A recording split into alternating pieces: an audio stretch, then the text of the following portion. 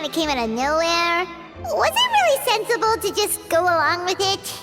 Well, I got a sense that she's holding something back. But we chefs always express ourselves in our cooking. So if she won't talk, this might be the best way to find out what's really going on with her. Huh? Holding back? Sure didn't sound that way to Paimon. Escoffier only picked up on it because she's the same way.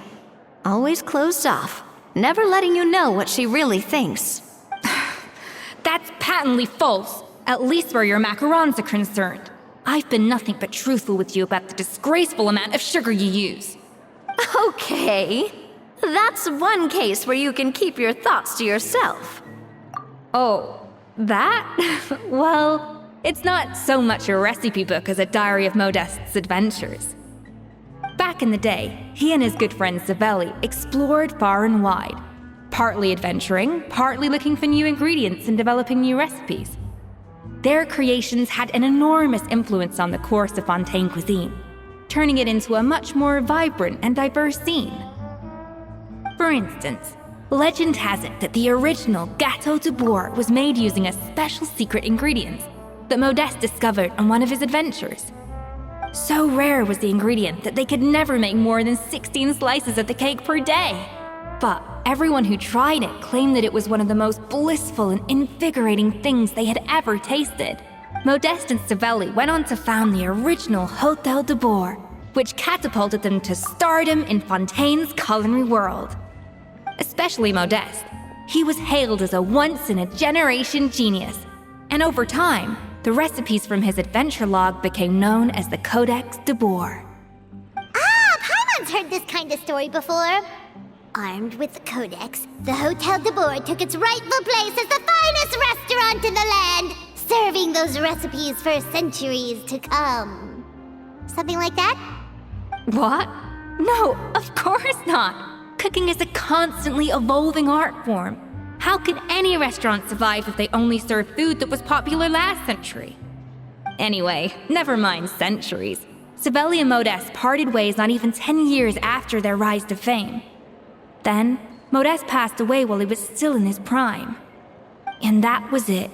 The end of the Hôtel de Bourg's heyday. It fell into decline, and for most of its history, it was just a nondescript place with a couple of cheap tables. It's only in recent decades that it started recovering. Even then, it still took numerous relocations and changes of management before we finally ended up with Vanigem and the restaurant we have today. Oh! So the Codex really isn't all that, then. Paimon figured it was like one of those mystical books they have in Liu's martial arts novels, where the main character learns all their secret powers from. Yes, well, that's fiction, and this is reality. You can't meet the tastes of modern diners by following some ancient recipes from a dusty old book. Case in point. Even the Gâteau de Bourg they sell now is actually Escoffier's reimagination. Wait, really? Why though? Didn't that recipe make it into the Codex? It did, but like I said, it's the dusty old book now, and the records aren't as legible as they once were. Not to mention that there's no way of finding the secret ingredient Modeste wrote about. So, reimagination is right. I consulted some historical records and took what I could from the Codex. But ultimately, the Gâteau de Bourg of today is my own recipe.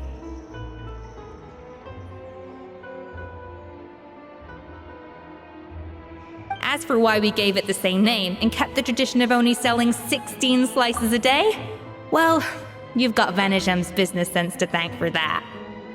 Oh! Huh. Well, that kind of takes all the mystique out of it.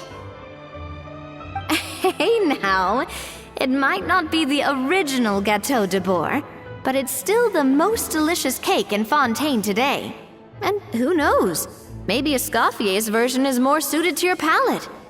Just think, if the original truly was the perfect cake you're imagining it to be, there's no way the recipe would have been lost to history, right? Not to mention that the Hôtel de Bourg never would have fallen into a slump. Anyway, before I left my role as head chef, I made a copy of all the recipes from the Codex, including my own improved versions, and turn them over to Savannah. So why is she so interested in the original copy? Could it be a symbolic thing? Like, whoever holds the original Codex de Boer is the true head chef? Well, it was clearly precious enough to give to Escoffier as a parting gift.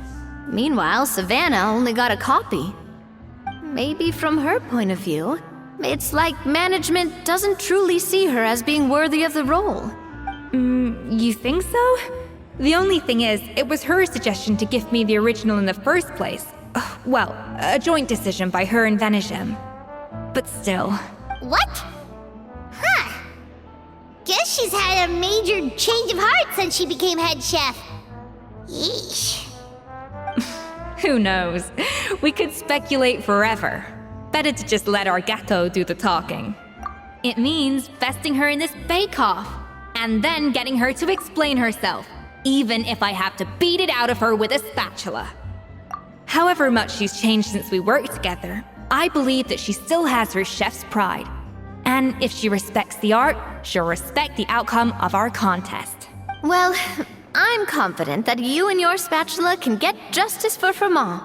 All you need to do now is win the contest. But that should be a breeze for you. Let's not get too ahead of ourselves. Gâteau de Boer is very complicated to make. Usually, it takes 3 chefs working in tandem to cover everything. Now, if I had to push it, I could probably do the work of 3 chefs myself. But I'd prefer to play it safe if I can find a couple of assistants in time. Well, that's easy. The 3 of us are veterans in the kitchen. You just need to pick 2 of us.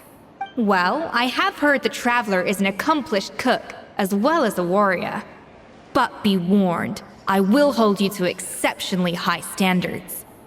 Think you're up to the task? Oh, count me in too. I've spent weeks perfecting my macarons after your scathing review. Even if it means competing against the Traveler, so be it. I'll show you what I'm made of. Confident. I like it. Alright, let's start with some elementary mise en place. Show me your knife skills.